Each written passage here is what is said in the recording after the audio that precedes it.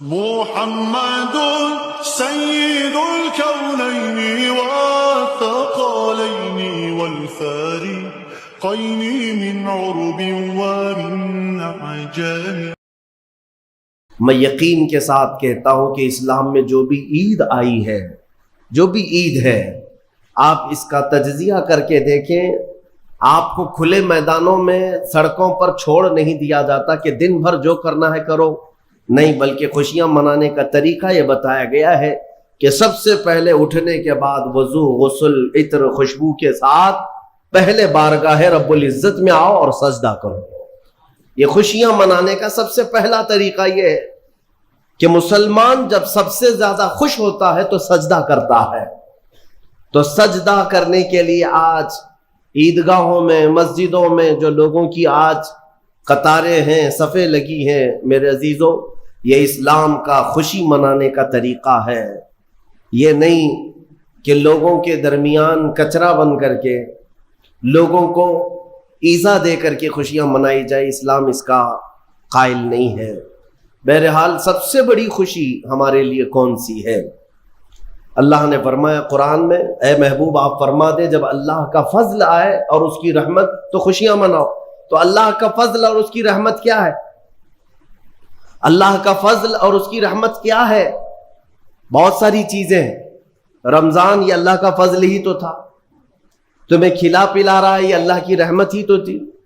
तुम्हें सेहत और तंदुरुस्ती दिया, ये उसकी रहमत ही थी। तो ये फजल और ये रहमत है। लेकिन सबसे बड़ी रहमत जब तुम्हारे पास आए तो खुशियां मनाओ। कुरान कहता है सबसे बड़ी रहमत क्या है? वमा अरसलनाका इल्ला रहमतल लिल आलमीन। महबूब हमने आपको सारे जहानों की रहमत बनाकर भेजा है। पता ये चला कि कायनात की सबसे बड़ी रहमत मुस्तफ़ा करीम की ज़ात पाक है, और जब वो आए तो सबसे बड़ी खुशी का दिन होता है। इसीलिए कहा है कि दोनों ईदों से अफजल है ईद मिलाद रसूल। चाहे ईद उल फित्र हो या बकरीद हो, ईद उल अज़हा हो, ये दोनों ईदों से अफजल है ईद मिलाद रसूल। उसकी वजह यह है कि हमें ना ईद उल फित्र मालूम होती, ना ईद उल अज़हा मालूम होती। ये सब मालूम हुई है अगर तो आमिना के लाल के सदक़े में मालूम। हाँ, हमें रमजान पता चला है, ईद पता चली है, तो किसकी बदौलत? अगर मुस्तफ़ा करीम सल्लल्लाहु अलैहि वसल्लम ना आते, ना बताते, तो कौन से रमजान का तस्वुर था, कौन सी ईद पता चलती? इसीलिए हासिल कलाम तो यह है मेरे अजीजों, वो जो न थे तो कुछ न था, वो जो न हो तो कुछ न हो, जान है वो जहान की और जान है तो जहान है। आज ईद अगर मनाना भी है तो मैं ये जरूर कहूंगा कि आज ईद पढ़ने के बाद, नमाज पढ़ने के बाद सबसे पहला काम जो आप करते हैं वो क्या है? सबसे पहला काम आप ये करते हैं, अपने माँ बाप, अपने रिश्तेदारों से मुलाकात, और घर जल्दी भाग करके जाते हैं कि अपने बड़ों से मुलाकात करना है। आज मुसाफा मुआनका का दिन है। आपको अपने माँ बाप जिस कदर याद रहते हैं मेरे अजीजों, उस रसूल को आज हरगिज फरामोश ना करो जो अपने रात की तन्हाइयों में तुम्हें उम्मती उम्मती कहकर याद किया करते थे। आज उनका दिन है, आज उस रसूल पाक का दिन है। सूरज के डूबने से पहले पहले तक कसरत से मेरे आका की बारगाह में बैठकर दुरूद भेजो और अर्ज करो कि आका आज मेरी खुशी का दिन है। मैं अपने माँ, अपने बाप, अपने भाई, अपने बहन, सबसे ज्यादा अगर दुनिया में किसी से प्यार करता हूं तो आपकी जाते मुबारका है। रसूल पाक सल्लल्लाहु ताला अलैहि वसल्लम को याद करना आज की ईद के दिन का एक बहुत ही बड़ा हिस्सा है मोमिनों। बाकी मैं दूसरों के बारे में नहीं कह सकता जिन लोगों ने आज की ईद को जुआ का अड्डा बना लिया हो, शराब पीने का जरिया बना लिया हो, सिनेमा थिएटर पे जाकर के ऐश करने का जरिया समझा हो। मैं समझता हूं कि उनके अंदर रूह इस्लाम नहीं आई। अगर इस्लाम की रूह होती, अगर ईमान उनके कल्ब में बशाशत पैदा कर चुका होता तो हरगिज वो ऐसी जगह कदम भी नहीं रखते। ऐ मेरे अजीजों, आज मुस्तफ़ा करीम सल्लल्लाहु अलैहि वसल्लम के सच्चे गुलाम बन करके दिखाने का भी दिन है। आज दुनिया तुम्हें देख रही है, आज पूरी दुनिया देख भी रही है और डर भी रही है कि ये बाहर निकले हैं, आज क्या होने वाला है। मेरे अजीजों, तुम्हारे पास सबसे बेहतरीन मैसेज देने का वक्त यह है कि रसूल करीम सल्लल्लाहु ताला अलैहि वसल्लम के गुलाम उनकी सुन्नतों में मलबूस अपने घरों से आज निकले हैं और पूरी दुनिया में हुजूर की सुन्नतें आम करके रहेंगे और हुजूर पाक सल्लल्लाहु अलैहि वसल्लम के अखलाक को फैला कर रहेंगे। आज तुम्हारे जरिए से हुजूर अकरम सल्लल्लाहु अलैहि वसल्लम के अखलाक आम होनी चाहिए। नॉन मुस्लिम हो, गैर मुस्लिम हो, कोई भी अगर उसके साथ तुम्हारे मदद का जज्बा आया, कम से कम उसके दिल में ये ख्याल तो आएगा कि ये नौजवान क्यों मेरे साथ अच्छाई कर रहा है। उस वक्त तुम ये बता सकते हो ये मेरा अपना अमल नहीं, ये मेरे आका का अमल है। नबी पाक सल्लल्लाहु ताला अलैहि वसल्लम आज के दिन गरीबों को नहीं भूलते, यतीमों को फरामोश नहीं करते।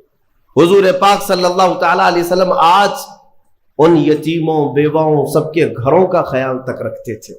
अजीज़ान गिराम वक़ार, आज ईद के इन लम्हात में यकीनन रमज़ानुल मुबारक गुजर जाने के बाद खुशियों का दिन ज़रूर होता है, लेकिन साथ ही आज हमें कल्क़ भी है, गम भी है हमारे उन भाइयों का जो आज ईद मनाने के लिए या तो हमारे साथ नहीं हैं, नाहक जेलों में बंद हैं, कुछ बेकसूर कैदी हैं, और बहुत सारे वो लोग हैं जिनके यहाँ असबाब की कमी है और कोई ईद नहीं है उनके यहाँ।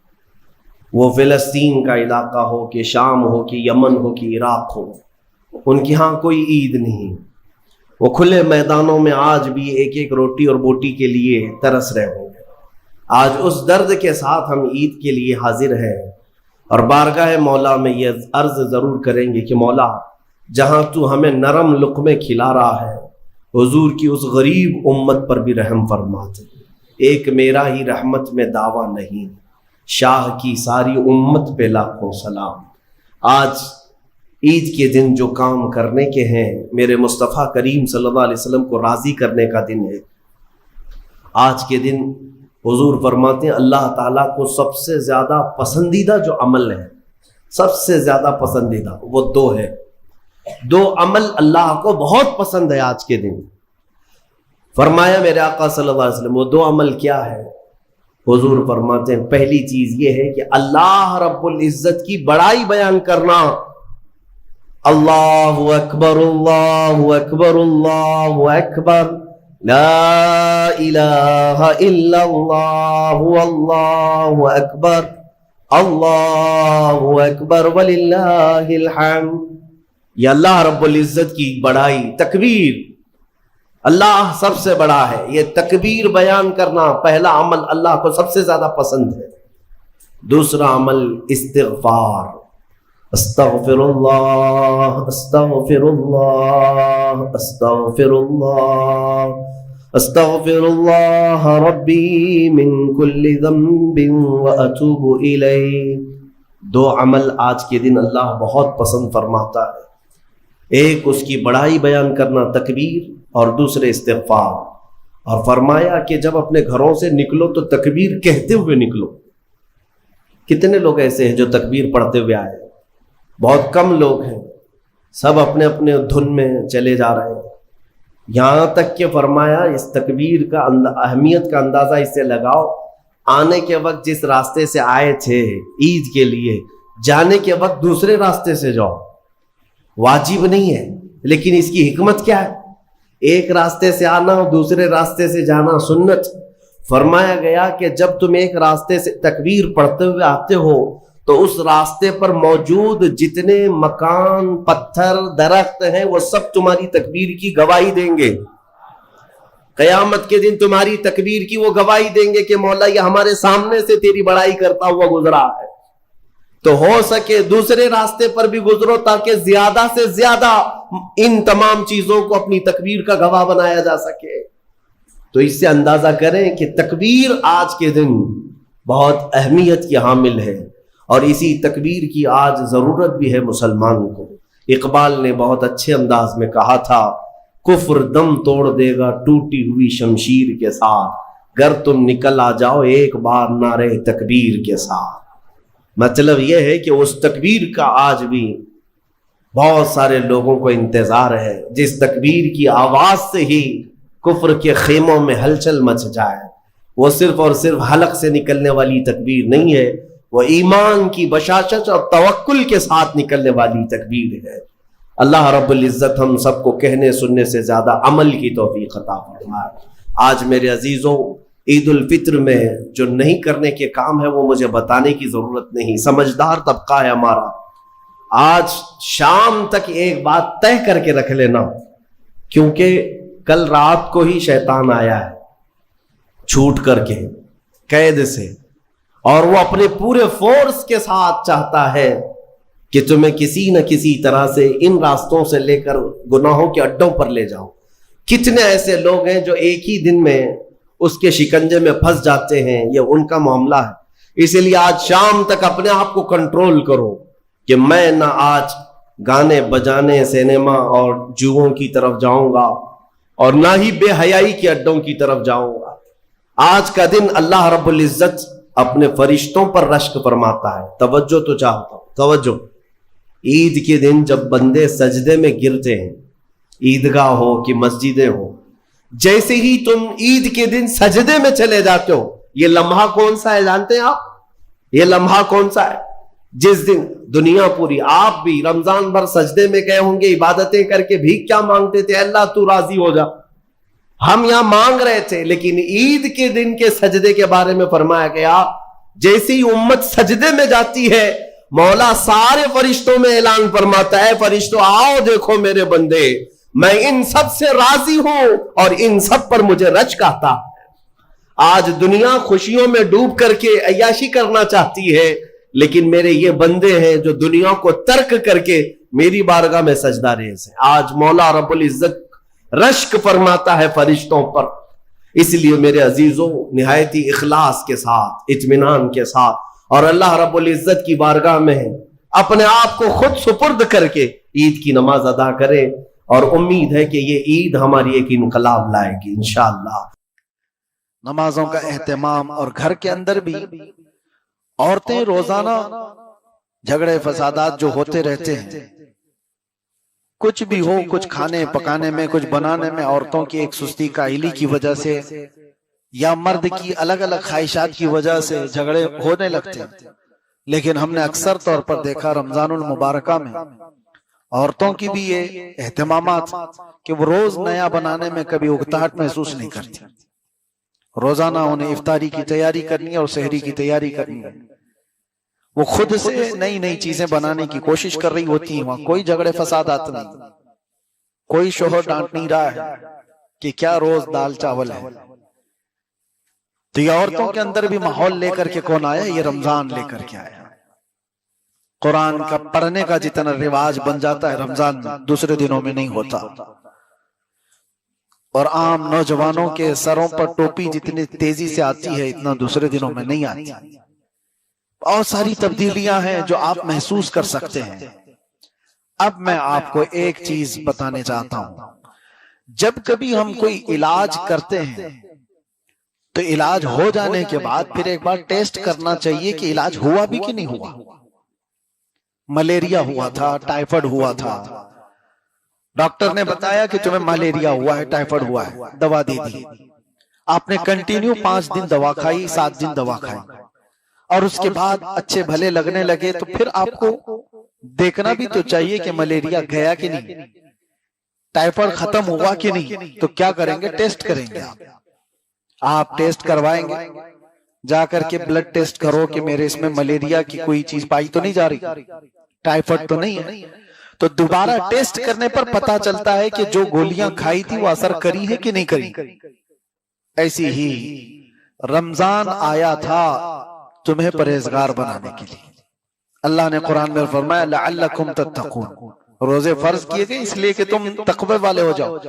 इलाज मुसलसल किया है रमजान में, अभी आखिरी अशरा है और उसमें भी चंद दिन बाकी है।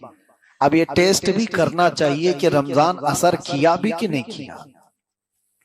जो इलाज पहले रोजे से हम पर हो रहा था, तरावी के जरिए, रोजे के जरिए, इफ्तार के जरिए, सहरी के जरिए, दुआओं के जरिए से, तो यह आखिरी अशरा खत्म होने को आया है।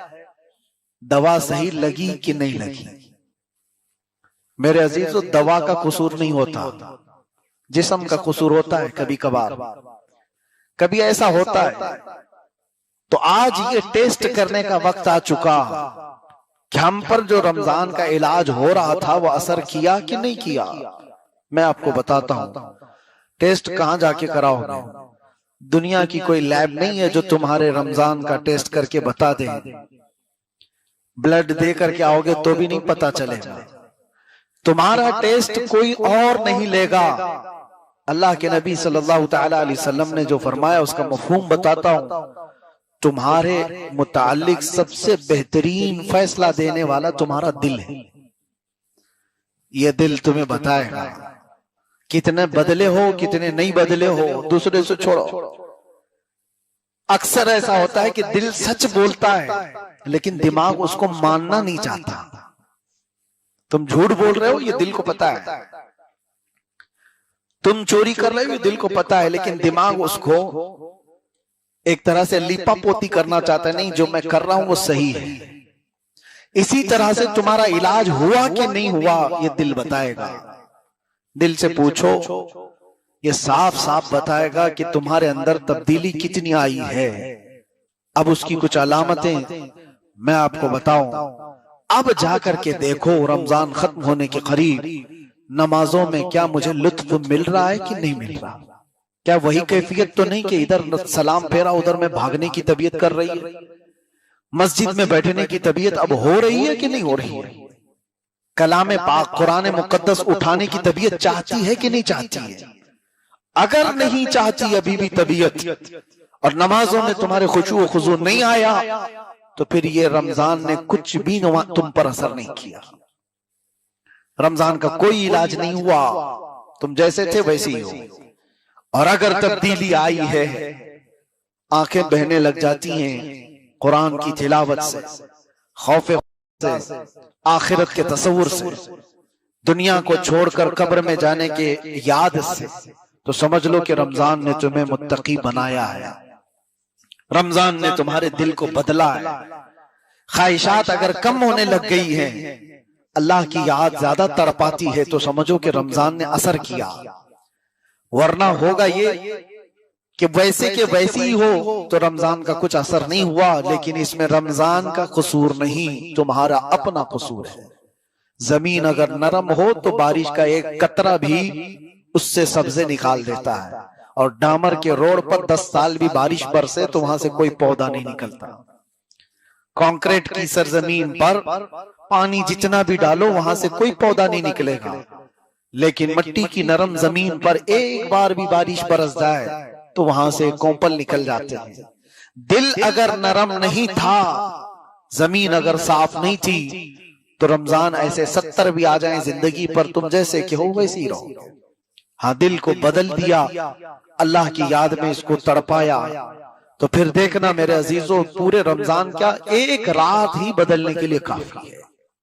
एक तरावी की शब तुम्हारे बदलने के लिए काफी है।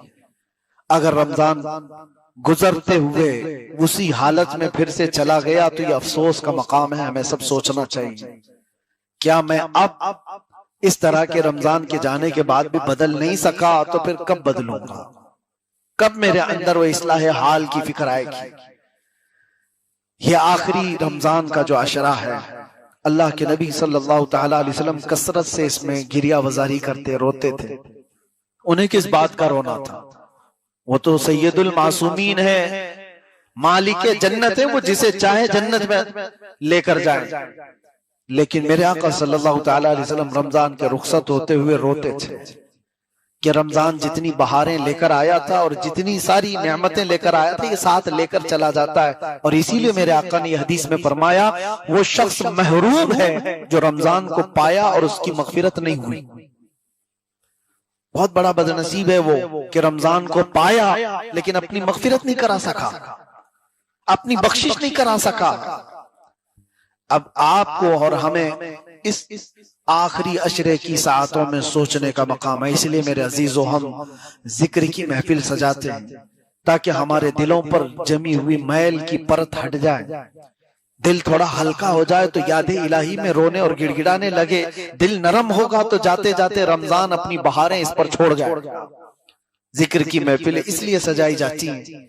और आज तो खत्म कुरान हो गया, तकरीबन सब मस्जिदों में खत्म कुरान हो गया। जो पहले पारे से सुन रहे थे वो 27वीं शब को कुरान खत्म हो गया।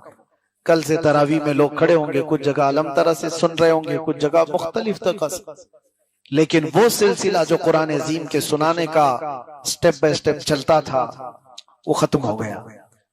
तो यही हमारे लिए फिक्र की बात है कि जो रोजाना तिलावत करना, आज 18 पारा सुना, कल 19वां पारा, फिर परसों 30वां पारा, इस तरह से ये जो कुरान सुनने का निजाम था ये हमसे रुखसत हुआ। तो मेरे अजीजों, ये खुद अपने आप में बहुत बड़ी नेमत जाने का है। तुम्हारे घर से अगर एक जनाजा उठा निकला तो क्या वो दोबारा आ सकता है? तुम्हें अफसोस होता है, मेरे वालिद चले गए, उनकी जिंदगी में मैं ये कर सकता था, उनकी जिंदगी में ये कर सकता था, यादें रह जाएंगी।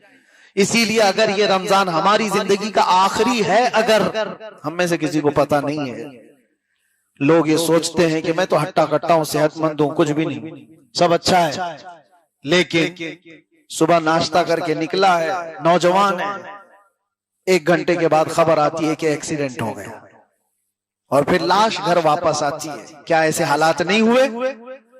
ऐसे हालात अक्सर और बेशतर होते आए हैं। इसलिए मेरे अजीजों, ये तमाम हालात को नजर में रखते हुए कि रमजानुल मुबारक हमसे रुखसत हो रहा है, यही सोच करके आज इबादत करो कि ये मेरी जिंदगी का आखिरी रमजान है। दुरूद पाक पढ़ो। अल्लाहुम्मा सल्लि अला सय्यिदिना मुहम्मद मअदनिल जूदि वल करम व आलिहि व अस्हाबिहिल किराम व इब्निहिल करीम व बारिक व सल्लिम सलातन दाइमतन सरमदन अबदा। बारगाह रिसालत मुहम्मद सल्लल्लाहु तआला अलैहि वसल्लम में जितने नौजवान आए हैं, आज इंशाअल्लाह अज़ीज हम हाजिरी देंगे इंशाअल्लाह। बारगाह मुस्तफ़ा सल्लल्लाहु तआला अलैहि वसल्लम में हम पैदल चल करके या सवारी पर उड़ करके नहीं जा पा रहे, अगरचे हमारे हालात और असबाब नहीं है कि हम मदीने पहुंचे, लेकिन ये महफिल में इंशाअल्लाह तसव्वुर में बारगाह मुस्तफ़ा में पहुंचेंगे इंशाअल्लाह। और मेरा रब फरमाता है, वलो अन्नहुम इज़ ज़लमू अनफुसहुम जाऊका फस्तगफरुल्लाह वस्तगफर लहुमुर रसूल लवजदुल्लाह तव्वाबर रहीमा। मोमिनीन जब अपनी जानों पर जुल्म कर लें तो ए रसूल वो आपके दरबार में आए। मोमिनीन जब अपनी जानों पर जुल्म करें तो ए रसूल वो आपके दरबार में आए। अगर आप उनकी सिफारिश करेंगे तो अल्लाह ताला को वो तौबा कबूल करने वाला पाएंगे। तो बात इतनी समझ करके चलो कि आज हमें बारगाह मुस्तफा में पहुंचना है। अगर हुजूर ने हमारी सिफारिश कर दी तो हमारी तौबा रब भी कबूल फरमाएगा। अजीज़ान गिरामी वक़ार, हम सिर्फ अपनी जिंदगी के आखिरी दिनों में नहीं जी रहे, बल्कि इस दुनिया के भी आखिरी दिनों में जी रहे हैं। क़यामत बहुत करीब है। अल्लाह के रसूल सल्लल्लाहु तआला अलैहि वसल्लम ने क्या फरमाया जानते हो? अना वस्साअह, हुजूर फरमाते मैं और क़यामत ऐसे हैं। 2 उंगलियां बता करके मेरे आका ने फरमाया मैं और क़यामत ऐसे इतने करीब हैं। अल्लाह के रसूल सल्लल्लाहु तआला अलैहि वसल्लम फरमाते हैं क़यामत इतनी करीब है, और क़यामत की जितनी छोटी निशानियां थी सब हो गई, तकरीबन हो गई। हुजूर ने जो जो बयान फरमाया था वो निशानियां सब आ गई, बड़ी चंद निशानियां बाकी रह गई, वो भी बिल्कुल मुंह पर है, बिल्कुल करीब है। जो हालात आज दुनिया के बता रहे हैं, इसमें बड़ी निशानियां बहुत जल्दी आने वाली। बड़ी निशानियों में क्या है? दज्जाल का जाहिर होना, याजूज माजूज का निकलना, इमाम मेहदी का ज़हूर, ईसा अलैहिस्सलाम का आसमानों से आना, और वो वक्त भी आएगा कि अचानक पूरे दुनिया में शोर मचेगा कि सूरज पश्चिम से निकल आएगा। सूरज कहां से निकलता है? पूरब, ईस्ट से, और सूरज एक दिन वेस्ट से निकलेगा, आधा दिन उल्टा निकलेगा। और वो दिन फरमाया गया तौबा के कबूल होने का आखिरी दिन है। सूरज के पश्चिम से निकलने के बाद किसी की तौबा कबूल नहीं होगी और किसी का ईमान भी कबूल नहीं होगा। अगर कोई उसके बाद ईमान लाया तो ईमान भी कबूल नहीं। दाब्बतुल अर्द का निकलना पर होगा, जो पूरी दुनिया में घूमेगा, मुसलमान की पेशानी पर वो एक मोहर लगाएगा सुलेमान अलैहिस्सलाम की अंगूठी से, और काफिर की पेशानी पर वो मूसा अलैहिस्सलाम के असा से एक लकीर खींच देगा। सब फर्क हो जाएंगे, अलग अलग हो जाएंगे, पता चल जाएगा।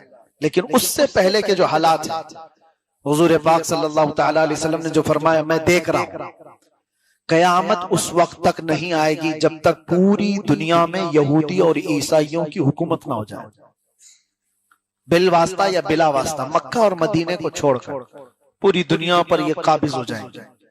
जो हालात बन रहे हैं, लोग अपने अपने मजे में जी रहे हैं, लेकिन हालात ये आएंगे, क्या पता हम जिस वक्त चल रहे हैं ये वो हालात हैं जब उनकी हुकूमत का हो, लेकिन एक वक्त वो भी आएगा। मेरे आका सल्लल्लाहु अलैहि वसल्लम ने फरमाया फिर ये हुकूमतें खत्म होगी, इमाम मेहदी का ज़हूर होगा, तो पूरी कायनात में एक घर भी नहीं होगा जहां से ला इलाहा इल्लल्लाह की आवाज ना आती। पूरी दुनिया में एक घर भी बाकी नहीं रहेगा जहां इस्लाम ना होगा। हर घर से ईमान वाला और इस्लाम वाला, और फिरके भी नहीं होंगे, सब एक दीन पर होंगे, एक दीन पर, हक दीन पर कायम होंगे। पूरी दुनिया की बात कर रहा हूं। लेकिन मेरे अजीजों, अब ये नसीब की बात है, हम उस दौर में नहीं हैं, हम उससे पहले वाली निशानियों के दौर में। क्या पता हमारी जिंदगी के वो अय्याम आएंगे जब इमाम मेहदी का ज़हूर होगा, वो दिन भी हम देखेंगे जब गलबा इस्लाम का होगा, ईमान का होगा, नहीं पता। लेकिन अगर उससे पहले ही दुनिया से जाने वाले हैं तो ये बहुत खतरनाक है। अगर हम जल्दी दुनिया से जाने वाले हैं फितनों के दौर में, अल्लाह अकबर, डर है। किस चीज का डर है? हुजूर ने फरमाया सुबह मोमिन उठेगा लेकिन शाम तक काफिर हो जाएगा। ये फितनों के दौर में हुजूर ने फरमाया, और तस्बीह के दाने जिस तरह से तस्बीह टूट जाने के बाद गिर जाते हैं, हुजूर फरमाते मैं देख रहा हूं मेरी उम्मत में फितने इस तरह से होंगे जैसे तस्बीह के दाने, एक को संभालने जाएगा दूसरा निकल जाएगा, दूसरा पकड़ने जाएगा तीसरा निकल जाएगा। ये आज वही दौर है। एक फितना खत्म करने के लिए आप कोशिश करेंगे तो दूसरा और एक फितना आपके सामने नजर आएगा। एक फिरका अभी खत्म नहीं हुआ था कि दूसरा फिरका खड़ा हो जाएगा। ये वही दौर है। और हुजूर पाक सल्लल्लाहु तआला अलैहि वसल्लम की जो निशानियां की गई, उसमें एक निशानी ये भी है जो अनकरीब आएगी। लोग मुसलमान को देखकर ऐसा ताना मारेंगे जैसे जिना करने वाले को ताना मारते हैं। कहते हैं सारे लोग दिखा दिखा के बोलेंगे ये देखो ये मुसलमान है, यानी मुसलमान बन करके रहना इतना सख्त हो जाएगा कि सारे लोग उसको उंगली दिखा दिखा करके ताना मारेंगे, जैसे चोर को आज ताना मारते हैं लोग। आज कोई बुरा आदमी हो तो लोग अपने मुंह छुपा ले या फिर उसकी तरफ इशारा करके बताते हैं ये देखो ये रेपिस्ट है, ये देखो ये जानी है। एक दौर वो होगा जो सच्चे मुसलमान को लोग इस तरह दिखा दिखा करके बोलेंगे, बाकी सब क्या होंगे? वो सब डूबे हुए लोग होंगे, वो सब गुमराह होंगे। इसीलिए तो एक अच्छा दिखेगा तो सारे लोग ताना मार रहे होंगे। वो दौर बहुत करीब है जो मैं महसूस कर रहा हूं। अच्छे लोगों की कमी इतनी ज्यादा है मेरे अजीजों, परखने पर आ जाए तो बहुत सारे लोग निकल जाएंगे। कितने लोग हलाल खाने वाले बाकी रह के पता ही नहीं, कितने लोग वो हैं जिनकी 5 वक्त की नमाजें वो गिनने में भी नहीं मिलेंगी। एक वक्त वो था इमाम आजम अबू हनीफा के दौर में, मस्जिद का मुतवल्ली उसे बनाया जाता था जिसकी तहज्जुद ना छूटती हो। यहाँ तो ढूंढने जाओगे फजर और असर और जोहर का ठिकाना नहीं, तहज्जुद कहां से। और उनके दौर में ये फरमाया गया था अब्दुल्ला इब्न मसूद के बारे में, उन्होंने उस वक्त कहा था कि जितने अहकाम तुम्हें बताए गए हैं उनमें से अगर तुम 10% भी छोड़ दोगे तो गुमराह हो जाओगे। अब्दुल्ला इब्न मसूद अपने शागिर्दों से कह रहे हैं उस जमाने में कि जितने अहकाम तुम्हें बताए गए 10% भी छोड़ दो तो गुमराह हो जाओगे। लेकिन एक बात याद रखो, कयामत के करीब इसी उम्मत पर एक वक्त ऐसा आएगा कि अगर ये 10% भी अमल कर ले जाएं तो अपने जमाने के मुत्तकी बनेंगे। ये वो दौर है। 10% पर भी अमल करना मुश्किल हो गया है नौजवानों को। अजीजा ने गिरामी वक़ार, हम अपनी जिंदगी के ही आखिरी अय्याम नहीं गुजार रहे, इस दुनिया के भी आखिरी अय्याम में आए हैं। हम इस दुनिया के भी आखिरी अय्याम में हैं और ये बहुत दूर की बात नहीं है। रमजान गुजर रहा है, मैंने अभी पिछली शब में ही कहा था या दूसरी जगह मैंने अभी बयान में कहा, मैं पढ़ रहा था रमजान की ये जो ताकरात है ना, 21, 23, 25, 27, 29, ये 5 ताकरात, इन्हीं में से एक ताकरात होगी 23वीं या 25वीं। फरमाया गया इसी रात को इमाम मेहदी का ज़हूर हो जाएगा मक्का मुकर्रमा में। सारी दुनिया हिजरत करके, यानी बड़े बड़े अबदाल, अख्ताब, औलिया मक्का में तवाफ कर रहे होंगे। हालात इतने सख्त हो चुके होंगे कि जंग व जिदाल का मैदान ऐसा कायम होगा कि कत्ल इतना ज्यादा होगा कि लोग कत्ल को हल्के में लेने लगे। क्या वो दौर नहीं है आज?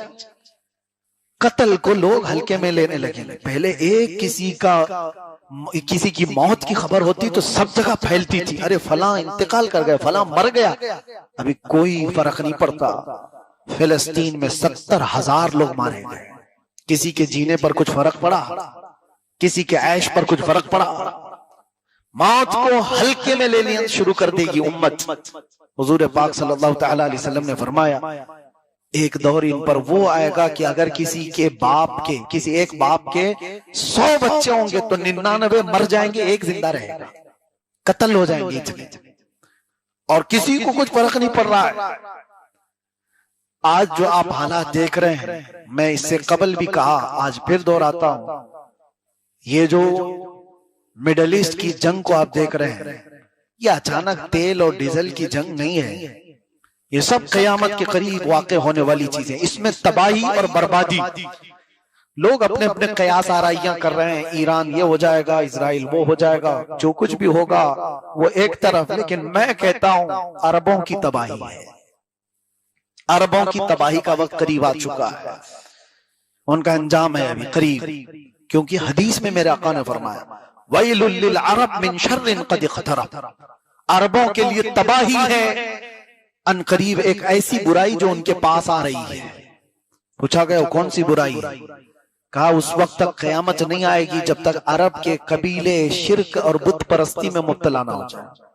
ये हो गए हैं, इन्होंने अपनी जमीनों पर शिर्क और बुत परस्ती शुरू कर दी। ये मेरे मुखबिर सादिक सल्लल्लाहु तआला अलैहि वसल्लम ने जो बयान फरमाया हुआ है, अरबों की तबाही बहुत करीब आई और उसके बाद ही इमाम मेहदी का ज़हूर है। ये जो आपको मैं हालात बता रहा हूं, पूरी दुनिया इतनी परेशान होगी कि लोगों की जानें बहुत कसरत से जा रही होंगी, तो लोग गिड़गिड़ा कर दुआ कर रहे होंगे कि मौला इमाम मेहदी को जाहिर कर दे, इमाम मेहदी को जाहिर कर दे। और रमजान का महीना होगा, लोग उम्रे पर होंगे और लोग वहां पर तवाफ में मशगूल होंगे। तो कई अब्दाल, अख्ताब, औलिया की दुआ पर रब ताला मकाम इब्राहिम और हजर अस्वद के बीच में इमाम मेहदी का जाहिर फरमाए। इमाम मेहदी कोई आसमान से आने वाले नहीं, वो जमीन के किसी सुराख से निकल करके आने वाले नहीं, बल्कि मेरे आका ने फरमाया मेहदी जो पैदा होंगे वो मदीने में होंगे और उनके बाप का नाम भी हुजूर के बाप के नाम पर होगा। मेहदी का नाम मोहम्मद होगा, उनके बाप का नाम भी अब्दुल्ला होगा। हुजूर पाक सल्लल्लाहु अलैहि वसल्लम ने ये सारी निशानियां बताई। मैं क्यों जिक्र कर रहा हूं इमाम मेहदी का?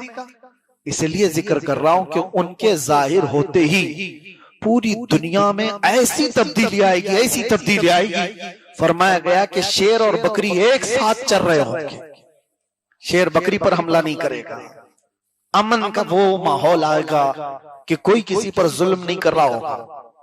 इसीलिए मैं जिक्र कर रहा हूं, काश हमारी उम्रें ऐसी हों कि इमाम मेहदी के ज़हूर पर हम जिंदा रहे, वरना उससे पहले जाने वाले हैं तो हमारा कोई ठिकाना नहीं, कोई भरोसा नहीं किस हाल में दुनिया से जाने वाले हैं। हुजूर पाक सल्लल्लाहु तआला अलैहि वसल्लम फरमाते हैं, तुम कब्रिस्तान के पास से गुजरोगे, कब्रों वालों को देख करके तुम ये तमन्ना करोगे, काश इसकी जगह मैं सोया होता तो ज्यादा अच्छा होता, इसलिए कि वो फितनों से महफूज चला गया। आज के दौर में जो फितने हैं वो नहीं देख रहा है, वो देखा भी नहीं, और हम जो जिंदा हैं पता नहीं और कौन कौन से फितने देखने वाले। मेरे अजीजों, आज आपने जो उड़ती उड़ती खबरों में एप्स्टीन फाइल वगैरह के जिक्र सुने, पूरी दुनिया में इस पर जो बहसें हुई, क्या है ये चीज? ये पूरा दीदा व दानिस्ता शैतान की प्लानिंग है। वहां पर शैतान की इबादत का एक पूरा प्रमोशन है। मैं आज से कई 10 साल कबल ये कहता था कि मैंने जो पढ़ाई की थी दज्जालियात पर, पूरी दुनिया में एक ताकतवर कहलाने वाली कौम है जो बड़े बड़े से इसको जमा करती है और शैतान की इबादत पर उकसाती है, और पूरी दुनिया में वो एक निजाम लाना चाहते हैं, जितना जितना खुदा का निजाम है इसको तोड़ना है। ये एप्स्टीन फाइल वगैरह सब, अरे ये वो पैसे वाले लोग हैं जिनको किसी चीज की कमी नहीं, उनको 12 साल की बच्चियों से जिना करने की क्या जरूरत पेश आई? छोटी 9 साल की 10 साल की बच्चियों के साथ रेप करने की क्या उनकी ये हवस कैसे? मैं आपको बताता हूं, आमतौर पर मर्द अगर ख्वाहिश भी करेगा तो अपनी उम्र या अपनी उम्र से थोड़ी छोटी औरत के साथ वो बदकारी कर लेगा, लेकिन ये तबीयत और फितरत के खिलाफ चीज कर रहा है आदमी, जो छोटी छोटी सी बच्चियों को उठाकर। वजह यह है कि शैतान के यहां निजाम ही ये है, शैतान के यहां निजाम ही है, जो खुदा के यहां बहुत ज्यादा वईद वाली चीज है वो करके दिखाओ। जो अल्लाह को सबसे ज्यादा नापसंद है वो करके दिखाओ। मैं तुम्हें ताकत दूंगा जमीन पर, मैं तुम्हें शोहरत दूंगा जमीन पर, मैं तुम्हें माल दूंगा जमीन पर। इब्लीस लईन उब्बादुश शैतान नाम की एक तंजीम कायम है, आपको पता है, डेविल वर्शिपर्स। ये शैतान की पूजा करने वाले वो लोग, इसमें बड़े बड़े लोग मौजूद हैं। ऐसा नहीं है कि आप समझ रहे हैं कि ये कुफार और मुशरिकीन है, अरब के बादशाह भी इसमें मुलव्विस है। अरब के बादशाह, इनके जुब्बे कुब्बे, इनके रुमाल गुमाल ना देखो, ये वो लोग हैं जिन्होंने बाल की इबादत की है। ये वो लोग हैं जिन्होंने अपना ईमान सब कुछ वहां बेच दिया है सिर्फ और सिर्फ पावर हासिल करने के लिए। शैतान थोड़ी देर के लिए पावर दे भी देगा, क्योंकि अल्लाह ताला ने उसको ताकत दी है और अल्लाह ने फरमाया कयामत तक तुझे मोहलत दिया, तू जितना कर सकता है अपनी ताकत के हिसाब से कर। शैतान ने यह कहा भी था अल्लाह से कि मैं तेरी पूरे बंदों को जहन्नम में झोंक दूंगा, मैं उनके सीधे रास्ते पर बैठूंगा, इधर से, सामने से, दाएं से, बाएं से, जिधर से भी वो गुजरेंगे मैं तुझसे उन्हें दूर करूंगा। कुरान में है, शैतान कहता है लअक़उदन्न लहुम सिरातकल मुस्तक़ीम थुम्मा लआतियन्नहुम मिन बैनि अयदीहिम व मिन खल्फिहिम व अन अयमानिहिम व अन शमाइलिहिम। उनके दाएं से, उनके बाएं से, उनके आगे से, उनके पीछे से मैं आकर उन्हें तेरे रास्ते पर चलने वाले को हटा दूंगा। और रब ताला ने उससे एक बात फरमाई थी, जा तुझे मोहलत दी गई इला यौमिल वक्तिल मालूम, क़यामत तक। लेकिन एक बात है, इन्ना इबादी लैसा लका अलैहिम सुल्तान, मेरे कुछ बंदे होंगे जिन पर तेरा दाव नहीं चलेगा। वो कौन लोग हैं? वो कौन लोग हैं जिनको शैतान चाह करके भी उस रास्ते से नहीं हटा सकता? वही आज मैं कहना चाहता हूं। अल्लाह तबारक व तआला ने कुरान में उनका जिक्र फरमाया। कुछ लोग वो होंगे जिन पर तेरा दाव नहीं चलेगा, वो इस जमीन पर वो बंदे हैं जो खालिस मेरी रजा के लिए जिया करते हैं। उनका हर सजदा, यहां आज मैं ये बात कहने आया हूं, नमाज किस लिए पढ़ रहे हो? जन्नत मिलेगी कि नहीं मिलेगी? अल्लाह के नबी सल्लल्लाहु तआला अलैहि वसल्लम ने फरमाया ईमान की हालत में दुनिया से जाओगे तो जन्नत मिलेगी कि नहीं मिलेगी? तो जन्नत की ख्वाहिश है कि नहीं? जन्नत की ख्वाहिश है। इबादत हमने जन्नत हासिल करने के लिए की है, लेकिन एक जमात ऐसी है क़यामत के दिन मग़फ़िरत हो गई और क़यामत के दिन उनको लाया गया। अल्लाह ताला फरमाता, 3 जमातों का जिक्र है हदीस में। एक जमात है जन्नत में जाने वाली, तीनों जमातें जन्नती। अल्लाह ने एक जमात से पूछा तुम क्यों इबादत करते थे?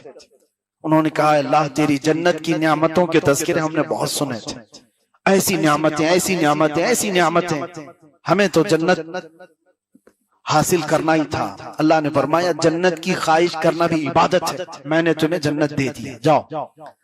दूसरी एक जमात वो भी जन्नत में जा रही है, उससे रब ताला फरमाएगा तुम क्यों इबादत करते थे, तुम क्यों गुनाहों से बचते थे, आज तुम्हारी बख्शिश हो गई है। वो कहेंगे मौला तेरी दोज़ख से बहुत डर लगता था, भयानक अज़ाबात का हमने जिक्र सुना था, हम अपने आप को दोज़ख में झोंकने के लिए तैयार नहीं थे, इसलिए रातों को खड़े होकर तेरी इबादत करते थे। रब ताला फरमाता मेरी दोज़ख से जो डरा उस पर भी मैं जन्नत वाजिब किया, जाओ जन्नत में चले जाओ। तीसरी जमात होगी, उनको पूछा जाएगा तुम्हारी भी बख्शिश हो गई, तुम भी आज जन्नत में जाने वाले हो, बताओ तुम इबादत क्यों करते थे?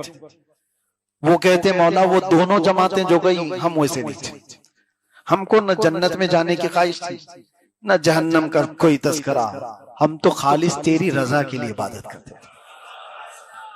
ये मुखलिसीन की जमात है, इसका ही जिक्र कुरान में है। ऐसी जमात पर शैतान का दाव नहीं चलेगा। अब सुनो आगे की बात, मजे की है। रिवायत में है, अल्लाह फरमाएगा तुम मेरी रजा के लिए करते थे, मैं राजी हुआ, जाओ जन्नत में। वो कहेंगे मौला अगर हम जन्नत में चले गए तो वो ताना मारेंगे कि तुम भी जन्नत के लिए करते थे और वहां बोल रहे हो अल्लाह की रजा के लिए। हम जन्नत में चले गए तो बदला हो जाएगा, हम नहीं जाएंगे। कोई ऐसी कौम है अल्लाह जन्नत दे रहा है और वो जा नहीं रही। वो कहेंगे कि रब ताला हमें जन्नत में ना भेज, हम तेरी रजा के लिए इबादत करते थे, तू राजी हो गया। अल्लाह फरमाता मेरी रजा यही है, अब जाओ जन्नत में। वो अड़े रहेंगे। रिवायत में मिलता है कि अल्लाह फरिश्तों को हुक्म देगा कि इनके हाथों और पैरों में बेड़ियां बांधो और इनको खींचकर जन्नत में ले जाओ। ये मुखलिसीन की जमात है, इनको खींच के ले जाओ जन्नत में। वही जमात है जिसके मुतालिक अल्लाह कुरान में फरमाता है इन्ना इबादी लैसा लका अलैहिम सुल्तान, मेरे वो बंदे हैं जिन पर तेरा दाव नहीं चलेगा, शैतान का। आज जो शैतान कर रहा है, मैं बच्चों को आगाह करते रहता हूं, आपको अंदाजा भी नहीं कि आप अनजाने में उस रास्ते पर पड़ चुके हैं, आपको पता भी नहीं। आपके खाने पीने में, आपके पहनने में, आपके चलने फिरने में, आपके उठने बैठने में, आपके बोलने में शैतान उस रास्ते पर ला चुका है और बहुतों को पता भी नहीं, उन्हें मालूम ही नहीं है वो शैतान की बोली बोल रहे हैं, उन्हें अंदाजा भी नहीं। फहश गाने गाते हैं और जानते हो ये पूरी एक लॉबी है, गाने बनाने वाली, उसको सजाने वाली, संवारने वाली। 10 अल्फाज उसके अच्छे होंगे लेकिन 2 जुमले उसमें कुफ्र के होंगे जिसमें खुदा से बगावत का जिक्र होगा। नौजवान बच्चा उसको अनजाने में गुनगुनाता रहता है और कब के वो काफिर हो चुका है, काफिर हो चुका है। मेरे अजीजों, आप न जानकर उन रास्तों पर पड़े हुए हो। आपको पता है शैतान वो सारे निजाम तोड़ना चाहता है जो अल्लाह ताला ने अपनी रजा के लिए बनाए थे, सारे निजाम तोड़ेगा।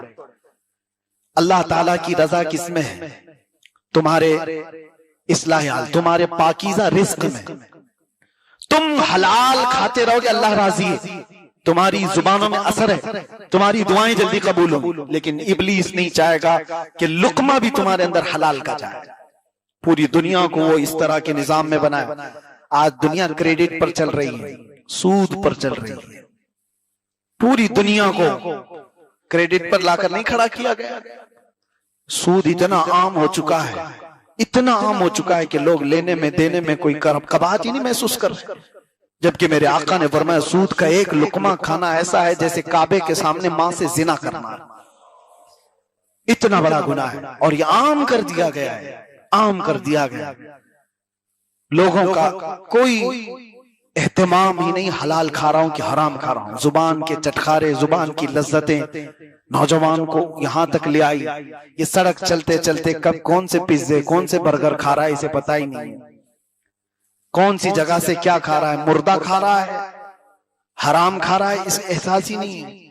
कितने ऐसे मैं जानता हूं, हमारे बच्चों ने खुद खबर दी है, मरी हुई मुर्गियों के शावर में खिलाते हैं सबको। बच्चों को कुछ एहसास नहीं।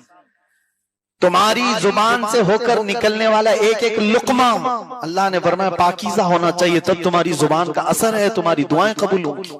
और शैतान नहीं चाहता कि तुम्हारी कोई दुआ आसमान तक जाए।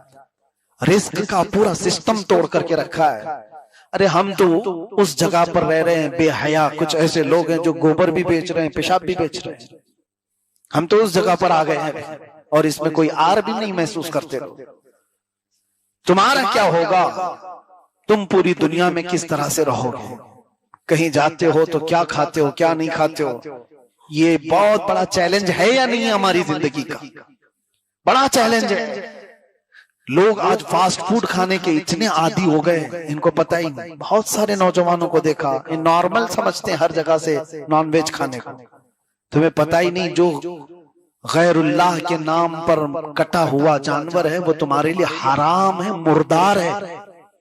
कुरान ने कहा है मुर्दार है वो, तुम खा नहीं सकते। यहां बैठ करके ऑर्डर दे करके मंगवा लिया और जो आया वो खा लिया। तुम्हें पता भी है क्या तुम्हारे लुकमे में गया? ये सारा निजाम शैतान ने तोड़ करके रखा है। और एक बहुत बड़ी चीज मैं आपको बताऊं, इब्लीस लईन की पूरी ताकत आज इस बात पर है कि अल्लाह ताला ने जो नस्ल के नशो नुमा का जो निजाम बनाया है वो क्या है, क्या तरीका है? शादी। एक जवान लड़का एक जवान लड़की से निकाह करेगा, हलाल तरीका यही है, और इसी से इंसानी नस्ल की इर्तिका होगी, नस्ब महफूज रहेगा। इब्लीस ये नहीं चाहता किसी का नस्ब महफूज रहे। अल्लाह तबारक व तआला के सबसे ज्यादा इस पर कड़ा हुक्म दिया गया है। आपको पता है इस्लाम में एक हुक्म आपको पता है, औरत को जब कोई तलाक दे दिया या औरत का शोहर मर गया तो हमारे निजाम क्या है? इद्दत गुजारेगी नहीं गुजारेगी? सुना है ना आपने इद्दत का। औरत को तलाक देने के बाद वो औरत अगर दूसरे से निकाह करना चाहे तो उसकी इद्दत है, सबकी इद्दत अलग है। मरे हुए उसकी इद्दत अलग है, लेकिन तलाक की इद्दत अलग है। मैं एक एग्जांपल दे रहा हूं, किसी ने तलाक दे दिया औरत को, जवान थी, उसकी इद्दत क्या है? 3 बार उसके पीरियड आ जाए, हैज, औरत 3 बार हैज वाली होकर पाक हो जाए तब उसकी इद्दत खत्म होगी, अब वो दूसरे से निकाह कर सकती। वजह क्या है? औरत को इतना इंतजार क्यों कराया जा रहा है? अरे इधर छोड़ा उधर दूसरा निकाह कर ले औरत। नहीं, इस्लाम में नस्ब की हिफाजत पर इतना ज्यादा ताकीद है कि 3 हैज आ जाने का मतलब है पहले वाले शोहर का कोई कतरा भी उसके पेट में बाकी नहीं रहा, कोई चीज पहले वाले शोहर की उसके अंदर बाकी नहीं रही। अगर पहले वाले शोहर का नुतफा होता तो औरत को हैज नहीं आता, हमल खड़ा हो जाता, हमल ठहर चुका होता, और फिर उसकी इद्दत जब तक वो हमल खत्म नहीं होता तब तक दूसरा कोई निकाह नहीं कर सकता। वजह क्या है? एक औरत के पेट में 2 मर्द या 3 मर्द, किसी का इख्तिलात इस्लाम चाहता ही नहीं, नसब नहीं मुख्तलित होना चाहिए, मिलना नहीं चाहिए। इस निजाम को तोड़ने के लिए शैतान पूरी कुव्वत लगाती है, पूरी कुव्वत। ये डेविल वर्शिपर्स जो हैं, इन्होंने दुनिया में कौन कौन से ऐसे नए तरीके लाए, आपको सुन करके आंखें फटी रह जाएं, कान खड़े हो जाएं। वाइफ स्वैपिंग, इसकी बीवी उसके साथ जाए, उसकी बीवी इसके साथ जाए, ये बड़े मालदारों के फैशन है। आज दुनिया इसको ऐब नहीं समझती, ये बड़े बड़े पैसों वालों के चोंचले हैं। अपनी औरतों को दूसरों के यहाँ भेजना, दूसरों की औरतों के साथ खुद चले जाना, माअज़ल्लाह रब्बिल आलमीन। ये निज़ाम कुदरत को तबाह बर्बाद करने के लिए इब्लीस ने पूरी ताकत लगाई। और जहां पैसे वाले ना हो वो क्या करेंगे? शादी का निजाम ही तोड़ दो। यूरोप में परसेंटेज अगर आप देखो तो इतने ज्यादा बच्चे वहां पर बगैर बाप के हैं कि उनको पता ही नहीं। और वहां पर तो इसी तरह बगैर शादी के रहने का रिवाज भी ऐसा हो गया है, बगैर शादी के रहना है कि रिलेशनशिप ऐसी कायम की गई है कि जो निकाह के बगैर, अरे बड़े बड़े सेलिब्रिटी वो इस तरह से अपने आप को जाहिर करते हैं कि हम तो इसी तरह लिविंग में हैं, शादी नहीं है। ये निजाम किसने तोड़ा? ये इब्लीस लाइन ने पूरी दुनिया में निजाम तोड़ रखा। चंद साल पहले मैंने ये भी मुताले में देखा था, अब ये सिलिकॉन की औरतें बना रहे हैं, सिलिकॉन की औरतें, कि मर्द जो औरत से शादी नहीं कर पाता वो सिलिकॉन की गुड़िया के साथ जिंदगी गुजारे और अपने जिस्मानी ख्वाहिशात उससे पूरी करे। LGBT कम्युनिटी को बहुत ज्यादा प्रमोट करना ये इब्लीस लाइन की तरफ से। मर्द मर्द से शादी कर सकता है, औरत औरत से शादी कर सकती है। इनको सड़कों पर ला करके प्रमोट किया जा रहा है कि इस चीज को भी कानूनी हैसियत दी जाए।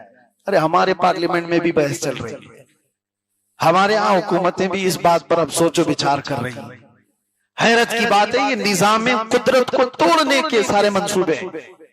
मैं आपको आगाह कर रहा हूं, जिस दौर में तुम जी रहे हो इब्लीस लाइन बड़े बड़े ताकतवरों के साथ खेल रहा है, छोटे मोटे लोग ऐसे ही बहक जाएंगे। अगर तुम्हारी नजर में पैसा कामयाबी है, अगर तुम्हारे नजर में बड़ा मनसब कामयाबी है, लिख करके रख लो, 2 दिन के अंदर तुम गुमराह हो जाओगे।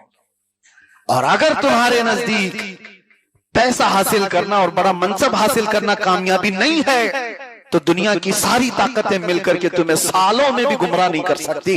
बस नजर में एक बात रहे, कामयाबी उसको कहते हैं कि मेरा रसूल एक बार मेरी तरफ देख ले।